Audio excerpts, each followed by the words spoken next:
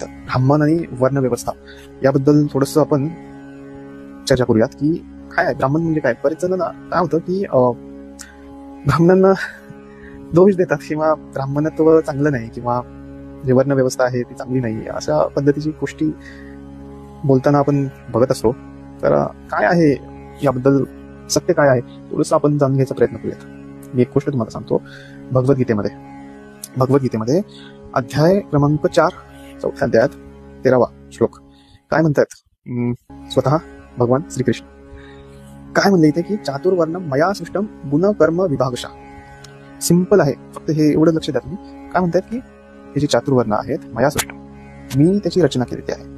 आणि पुढे काय सांगतात गुण कर्म विभागशा. त्याचं विभाग कसं केलेलं आहे गुण आणि कर्माने. ठीक आहे, इथे कुठे लिहिलंय जन्माने जन्म कर्म विभागशा असं आहे का काही. इथे गुण कर्म विभागशा आहे का जन्म गुण विभागशा असं लिहिलंय का. जन्म लिहिलंय का इथे नाही ना.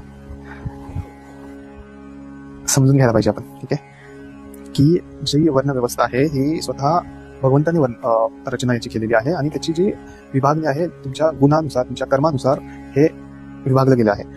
कुठेही तुमच्या जन्माचा संबंध नाहीये. ठीक आहे. आणि काय माहितीये का हे खूप याची ब्युटी बघा. खूप सायंटिफिकरित्या खूप सिस्टमॅटिक पद्धतीने भगवद्गीतेमध्ये श्रीकृष्ण सांगत आहेत. ज्योतिषशास्त्राबद्दल सुद्धा भगवद्गीतेमध्ये उल्लेख आहे. मी कधीतरी सांगेन त्याबद्दल. ठीक आहे. आता सध्या इथे काय सांगतायत ना वर्ण व्यवस्थेचं ते बघा की ऑब्व्हियसली याला कोणीही चॅलेंज करू शकणार नाही. ते कसं मी तुम्हाला सांगतो की ठीक आहे आपल्याला ब्राह्मण क्षत्रिय वैश्य शूद्र हे जर आवडत नसेल ठीक आहे तर आपले गुरुवर्य सर्व सांगतात.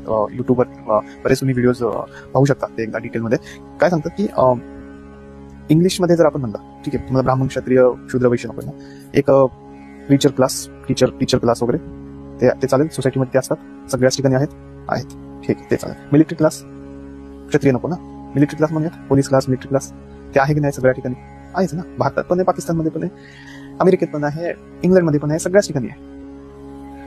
पुन्हा बिझनेस क्लास आहे सगळ्याच सोसायटीमध्ये आहे की नाही. मला वैश्य बोलायला नको वाटते ना. ठीक आहे ना.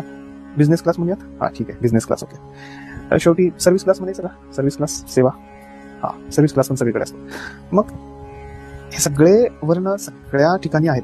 सगळ्या सोसायटीमध्ये हे वर्ण आहेतच. आपल्या